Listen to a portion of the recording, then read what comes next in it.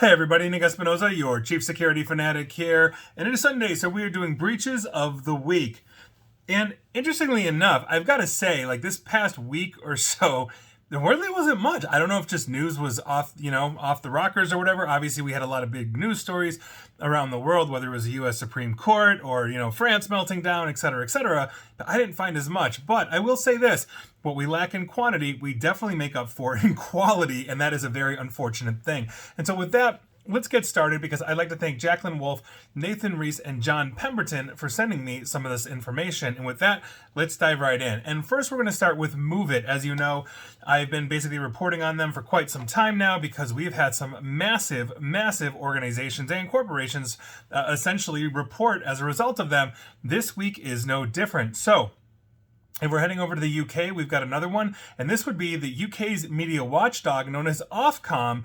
They themselves actually got hit after reporting on the BBC and British Airways, et cetera, et cetera. All 412, apparently, of their employees are now under that chopping block for MoveIt as well. Moving back here, we've got another California retirement system disclosing, and that would be the California State Teachers Retirement System as well. We did another California branch last week. On top of this, we have the U.S. Department of Health and Human Services. That's right. Basically, their Office of Civil Rights is what actually handles data breaches themselves for HIPAA compliance here in the United States for healthcare. More than 100,000 of their employees caught up in this. The massive hundreds of thousands of employees worldwide company Siemens also got hit as well, and they are disclosing as a result of MoveIt, and UCLA, the large university system in Southern California, University of California at Los Angeles. So that obviously is a huge thing. So obviously MoveIt, once again, no slouch in having major organizations, corporations, and institutions declare. Moving on. We've got CapacityLLC.com. Now, apparently, basically a letter from their CEO said that they were down all day and they suffered a malware attack, but we don't have much more information on that right now, but I'm getting reports on that, so we're going to see what happens there, and that's one that we are watching. Hopefully, they are not, and everything is good. Moving on, let's talk about KinMax Technology, and again, quality breaches, basically making up for quantity. Even if you haven't heard about these people, they are an IT services and consulting organization that specialize in networking. That's no big deal. Throw a stone, hit a company like this. They also do cloud computing, storage, security, and database management. And I quote, "In the morning of June 29th, 2023, the company discovered that our internal specific testing environment was attacked and some information was leaked." This is according to their notice. The leaked content mainly consisted of system installation preparation that the company provided to our customers as default configurations. Basically, what they're saying is these default configurations, if used and their customers are known, I'm thinking could possibly be used as a roadmap on how to potentially find vulnerabilities and break in. And so who is essentially declaring as a result of their IT provider? TSMC, that's right, the Taiwan Semiconductor Manufacturing Company, the world's largest contract chip maker. Outstanding. On top of it, we've got so much more when it comes to supply chain breaches, like PBI Research Services. Probably never heard of them, but on June 16th, they disclosed a data breach that was impacting the personal information of an estimated 2.5 to 2.7 million individuals. And what was that company that they were supporting that now has to disclose? Genworth Financial. That's right, the massive financial institution here in the United States. On top of it, we have a company called Oreo, not the vacuum cleaners, but another Oreo. They experienced a security event in March, according to their news release, and on March 13th, they detected basically an unauthorized third party gaining access to part of their network that basically had client information. So we are talking about full names, addresses, dates of birth, phone numbers, email addresses, social security numbers, vision insurance account identification numbers, and health insurance account identification number as well. I do not have the numbers on how many were hit, but from what I understand, they are pretty large in that industry. Moving on. And again, we are just doing quality here this week. Commerce V3. Now, they provide various web hosting services, and an unauthorized party gained access to basically their clients' sensitive information, which included names and payment card information, including card numbers, CVV codes, and expiration dates. In other words, if you're one of their clients and running an e-commerce site off of your website, you might have been hit. And the ones to basically declare are John and Kira's, not sure what they are, but Smithfield Specialty Foods, which I know I've seen that in my local supermarket, and so there you go.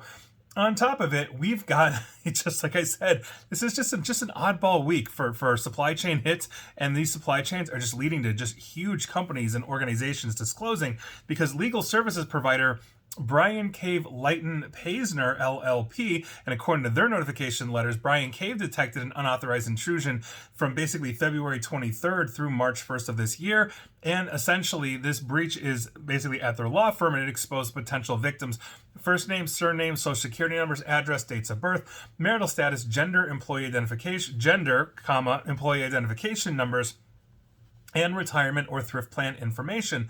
However, apparently this did not leak financial information on their customers or their customers' employees.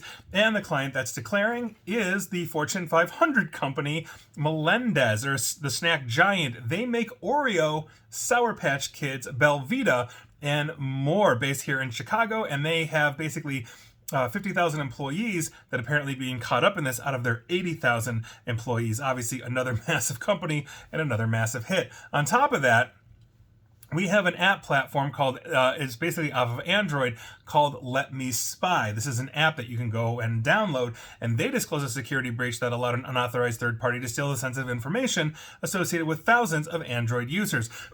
And I quote, as a result of this attack, the criminals gained access to email addresses, telephone numbers, and the content of messages collected in the accounts. This is according to their disclosure on June 21st. Now, following the discovery of this, Let Me Spy notified law enforcement, etc., etc.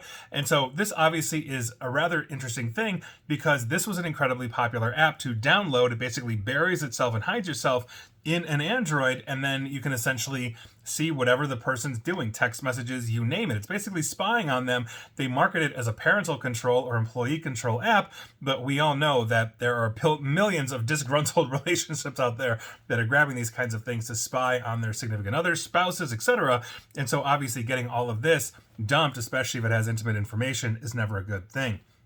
On top of this, we have the Peters Township School District in the state of Pennsylvania, the Commonwealth of Pennsylvania. Now, they are notifying people about a data breach as well.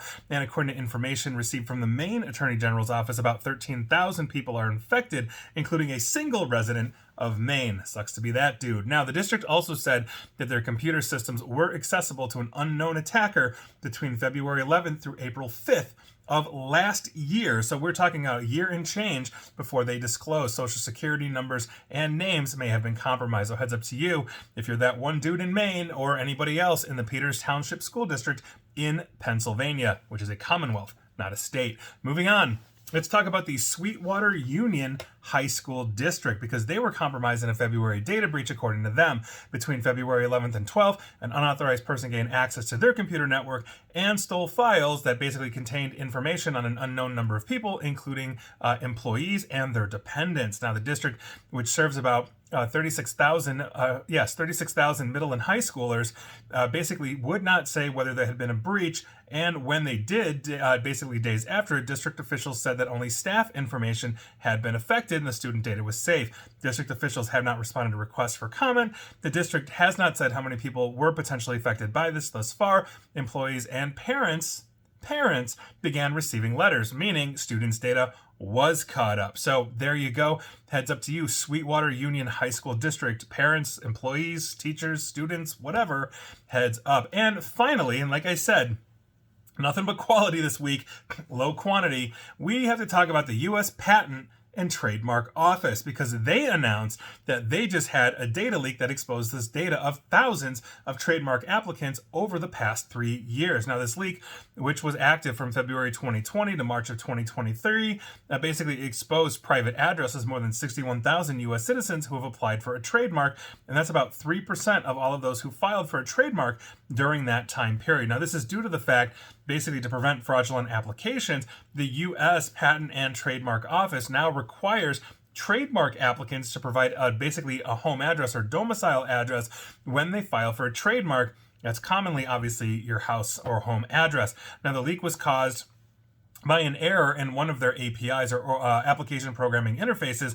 That's a piece of software that allows two systems to communicate to one another. In this case, the API allowed apps used by agency staff and those filing for patents, referred to as filers, to access the system, which displays the status of trademark applications. These addresses were also mistakenly published in large data sets, basically that the US PTO shared online, basically to aid academic research into progressing economics. Now, in a statement basically on TechCrunch, they basically said, yeah, this is our bad, we've shut it down, et cetera, et cetera. So obviously, this is a huge thing because if you're applying for trademarks, trademarks can be sensitive things, but they can also be competitive things. Same with patents as well.